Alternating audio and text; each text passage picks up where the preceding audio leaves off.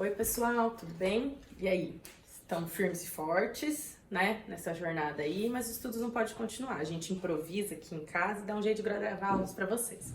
Então, vamos lá. Pessoal, a gente tinha encerrado os estudos na parte de semântica, dos estudos dos conceitos da semântica. E agora a gente sai da semântica e começa a falar da morfologia, que vai estudar a estrutura e a formação das palavras e, consequentemente, as classes gramaticais, tá? Para a gente começar a falar disso, a gente precisa entender o seguinte, que a nossa língua portuguesa, tá? Que, lógico, vai pensar em interpretação de texto, em literatura, em redação, mas no caso da gramática, se você pegar uma gramática, comprar uma gramática aí, né, que você tem alguma em casa, não livro didático, essa nossa gramática, ela tem várias ciências a serem estudadas, certo? A gente já está estudando algumas ao longo aí do início das nossas aulas. E aí a gente começa entendendo o quê? Que essa gramática que a gente estuda, ela é dividida em alguns tópicos. A primeira é a fonologia. O que a fonologia faz? A fonologia, ela vai ser o estudo dos sons, né? Então, quando a gente aprende, por exemplo, que a palavra casa, ela se escreve com S, mas o som que surte disso é o Z. Então, a fonologia vai estar estudando essas relações. É por isso que a primeira coisa que a gente aprende na língua, né, e seja qual língua for, mas é essa pronúncia, né? Quando a gente nasceu criança, ali naquela cultura, a gente aprende o pá, má, dá, vai juntando esses sons, e esse é o aspecto da fonologia. Depois a gente tem a ortografia. Alguns gramáticos, dependendo da gramática que vocês pegarem, essa ortografia vai estar dentro da fonologia. Outros não tem problema. Mas a ortografia, o que vai acontecer? A ortografia é a escrita correta das palavras. Então, eu aprendi a pronunciar essas palavras, o que a gente, quando criança, faz? Vai para a escola e aprende a escrevê-las. Né? Então, a gente vai começar a escrever. E aí, a gente, novamente, na escola, aprende que por mais que a palavra casa tenha som, né, de Z, ela se escreve com S. Né? Daí, a gente aprende que a letra S entre duas vogais vai ter som de Z, e assim por diante. E, lógico que daqui surgem outras questões a serem estudadas. Aprendi a falar, aprendi a escrever, eu aprendo o quê? A classificar essas palavras, que é o que a gente vai começar a fazer agora. Como elas se formam, como que é a estrutura delas, o processo de formação e como elas se classificam, certo? Como que elas funcionam dentro da nossa língua. Já falo melhor disso. Depois eu aprendo a relação que existe entre elas, que é a sintaxe, a relação sintática, né? A gente vai estudar um pouco de sintaxe, né? Mas não totalmente completo ainda para esse ano. Depois a gente fala da semântica, que então eu aprendi, né, a classificá-las, a formação delas. Eu aprendi como que essas palavras se relacionam, que é a sintaxe. Eu vou buscar entender o que? Os sentidos, né? Essas palavras se relacionaram, formaram um texto, e esse texto emite que sentidos? E nesse texto, uma palavra tem um sentido, na outro texto, outra palavra tem outro sentido. Então são essas relações que a gente estuda na semântica, que a gente já deu uma estudadinha por aqui. E por fim, a estilística.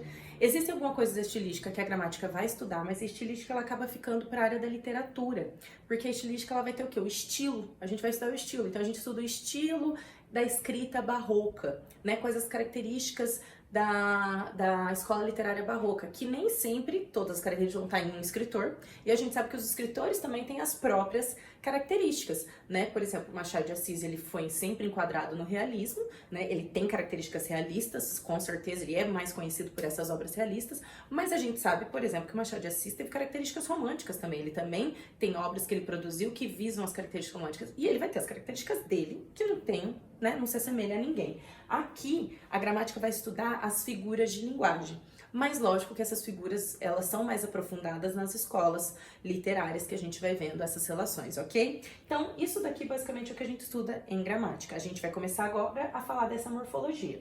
Mas muito se questiona, principalmente quando a gente estuda gramática, a diferença da morfologia e da sintaxe, que as pessoas confundem muito isso, é natural a gente confundir. Então, para isso, só para a gente entender rapidamente, vamos pensar aqui num exemplo bem rápido, num gráfico. Vamos usar um pouco a matemática a nosso favor aqui, ó. Então, vamos supor aquele gráfico tradicional, né, em que eu teria o eixo Y e o eixo X, certo? Mas eu vou usar a meu favor, vou usar para gramática. Então, eu vou colocar que aqui é o eixo morfológico, tá? E aqui é o eixo sintático, beleza?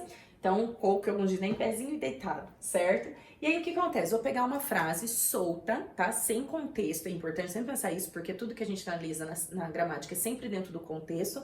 Mas, para o momento, eu vou usar uma frase solta, tá? Então, eu coloquei aqui uma frase simples solta. Maria fez um bolo ontem. Se eu for fazer uma análise morfológica disso daqui, o que eu vou fazer? Eu vou separar cada palavra. Por quê? O meu eixo não tá na vertical? significa que ele está na vertical. Se eu for colocar esse eixo aqui nessas palavras, nessa frase, eu vou separar eles, ó. Então eu coloco um eixo aqui, um eixo ali, ali e ali, né? Então eu separei cada palavra. Significa que a morfologia vai estudar o quê? Cada palavra sozinha. Lógico que eu preciso entender isso depois dentro do contexto, mas a princípio a gente vai pensar isso, cada palavra sozinha. Então eu vou olhar, por exemplo, Maria e falar Maria é um substantivo, né? A gente sabe que Maria dá nome às coisas, então você já sabe disso. A gente vai lembrar que o fez, a palavra fez, é um verbo. No pretérito perfeito do indicativo, né? A palavra olha que interessante, que é aí que eu entrei com a ideia do contexto. A palavra ela pode ser um artigo, acompanhando o substantivo bolo, mas ela pode ser um numeral. Eu não te dei o contexto, não é verdade? Se eu dissesse que a Maria abriu uma fábrica de bolo, certo? Que ela começou a produção de bolos, mas que hoje Maria fez só um bolo para a venda. Você entende que é o numeral 1. Agora, se eu falo que a Maria vai fazer um café com as amigas, vai receber as amigas e para isso ela fez um bolo, né? Você sabe que ela fez um bolo qualquer lá para receber as amigas. E aí, nesse caso, é um artigo porque é um artigo indefinido. Então, tudo vai depender muito do contexto. É importante a gente pensar isso, né? A palavra bolo também é um substantivo. Vai ser diferente de Maria, porque Maria é um substantivo próprio. Bolo vai ser um substantivo, né, comum, mas depois a gente fala melhor disso. E, por fim, ontem, que você pode não lembrar a classe de palavra que ele pertence, mas a palavra ontem é um advérbio, né? Indica o quê? Tempo. Todo mundo entendeu que ele indica tempo. Então, a gente fez uma análise morfológica nesse momento. Substantivo, verbo, artigo ou numeral, substantivo novamente é advérbio. Por outro lado, eu posso pegar a mesma frase novamente e agora fazer uma análise sintática, certo? Pensar essas relações na sintaxe. E se a sintaxe está na horizontal, o que eu vou fazer? Eu vou analisar a relação estabelecida entre as palavras. Então agora, ó, eu não estou mais separando como é de cima, eu estou olhando essa análise na horizontal. Então eu vou olhar para o meu verbo e questionar quem que fez, né? Quem que praticou essa ação? E nesse exemplo vai ser a Maria. Então agora a Maria vai ser o sujeito da minha oração, certo? Mas professora, ela deixou de ser substantivo? Não, ela é as duas coisas. Para morfologia, ela é um substantivo, palavra por palavra. Para sintaxe, ela é um sujeito, porque ela pratica ação da ação, né, do verbo que está na frente. E aí, esse verbo fez, quem faz algo, né? A gente pode falar assim, Maria fez, o que você falou? O que ela fez? Me conta, né? E aí, a gente sabe que o fazer, ele vai ser um verbo transitivo direto. Não se preocupe em anotar essas coisas agora, a gente vai ver isso mais pra frente, tá? É só esclarecendo. E aí, o verbo transitivo direto pede um complemento, um objeto direto, que vai ser esse um bolo. Que ainda eu poderia analisar dentro de um bolo, o bolo núcleo e um adjunto adnominal. Mas não precisa se preocupar com tudo isso agora. E por fim, a palavra ontem, ela se refere a toda a ideia, né? Porque ela é um adjunto adverbial de tempo. Ela me indica, ó, Maria fez um bolo, você sabe que é passado, porque o verbo já te indica, Maria fez. Mas você só entende que esse passado, né, é recente, que foi ontem, por causa da palavra ontem, né? Se fosse o ano passado, então o advérbio aqui, ele vira um adjunto adverbial. Advérbio na morfologia, adjunto adverbial na sintaxe, certo? Tá claro isso? Essa diferença entre morfologia e sintaxe que é normal a gente confundir, beleza?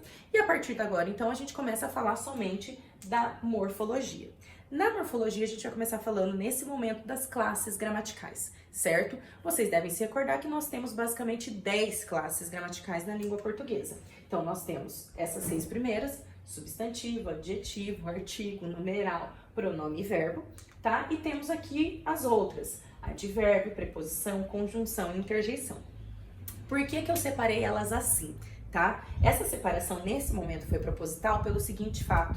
Essas 6 classes gramaticais que estão aqui desse lado, a gente vai falar que elas são classes variáveis, né? O que é variável? Elas variam. Elas vão ter, por exemplo, substantivo, adjetivo, artigo, numeral e pronome, tem número, né? Que é o plural e o singular. Tem aumentativo e diminutivo, certo?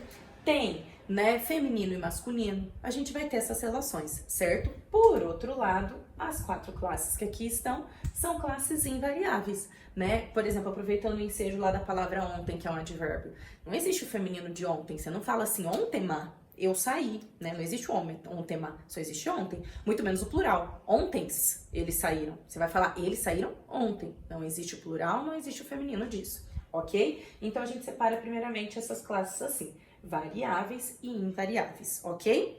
Por outro lado, outra separação possível é entender assim, eu gosto bastante dessa, que nós temos o grupo nominal das classes gramaticais. O que é o grupo nominal? Eu vou pela ideia de nome, tá? Grupo nominal vem da ideia do nome, que nome é um substantivo, já explico melhor isso para vocês, e as classes que se relacionam ao substantivo, que dizem respeito ao substantivo. Então, se você entende o substantivo, você entende o que essas outras classes fazem, né? A gente sabe que o adjetivo vai se referir a um substantivo caracterizando, a gente sabe que o artigo vai se referir a um substantivo definindo e indefinindo ele, a gente sabe que o numeral vai quantificar, né, ou ordenar o substantivo. A gente sabe que o pronome vai acompanhar um substantivo ou substituir um substantivo, certo? Então, tudo isso daqui tem a ver com o substantivo. Até se a gente for para os estudos lá do passado, do Aristóteles mesmo, ele falava que, na verdade, uma classe de palavra que existia era o nome, né, que era o nômana, certo? E aí você tem essas relações, que todos se referiam a essa ideia do nome, certo?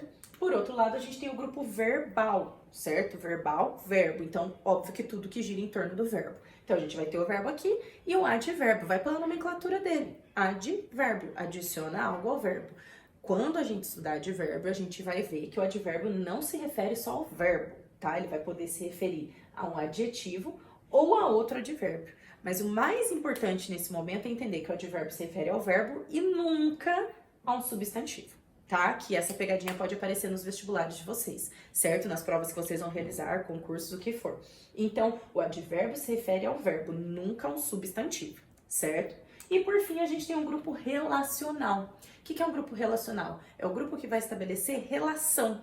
Então, a gente tem as palavras, as classes gramaticais, né? Grupo nominal e verbal, mas eu preciso muitas vezes linkar essas classes, eu preciso ligá-las, né? Estabelecendo ideias de adição, de oposição, de posse, né, de matéria, por exemplo, né, corrente de ouro, eu estou estabelecendo uma relação de matéria, corrente é feita de que matéria? De ouro, esse D que faz isso, né, agora quando eu falo assim, eu estudei e realizei os exercícios, eu estou estabelecendo uma ideia de adição por causa desse E. Então, o grupo relacional, a gente costuma brincar que são os parafusos da língua, os conectores, eles ligam ali as nossas ideias, né, para que elas façam sentido, né, estabelecendo coesão, estabelecendo coerência e tudo mais. Então, a gente vai ter aqui a preposição, né, o grupo das preposições e o grupo das conjunções, certo? Se vocês deram bem uma olhada aqui, caso você queira, volte no slide anterior, você vai observar que não apareceu a interjeição aqui, tá? Por quê? Porque a interjeição, por mais que nós vamos estudá-la como classe gramatical, por mais que ela faça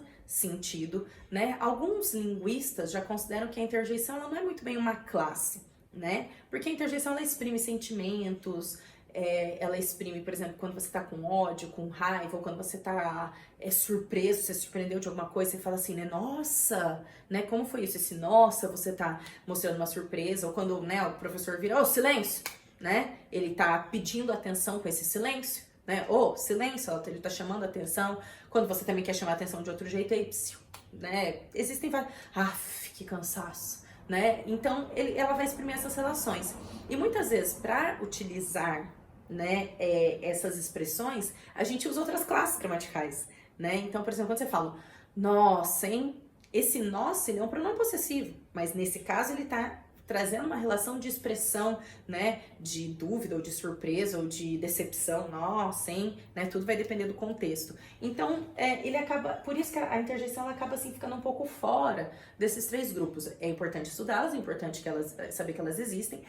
É muito difícil elas aparecerem em provas, tá, em vestibulares, concursos e afins, porque ela faz muito parte da linguagem mais oral, né, da modalidade oral, certo? Não que ela não possa aparecer no texto escrito, mas quando ela aparece no texto escrito, geralmente ela tá dentro da modalidade oral na escrita, né? Quando você tem uma narrativa, um personagem vai falar, né? Então, fulano falou, travessão na outra linha, nossa, não sei o que, não sei o que. É uma modalidade falada ali dentro do texto escrito, né? Então, você tem essas relações. Por isso, mas a gente vai estudá-la, mas por isso que ela não apareceu aqui. Ok, até aqui?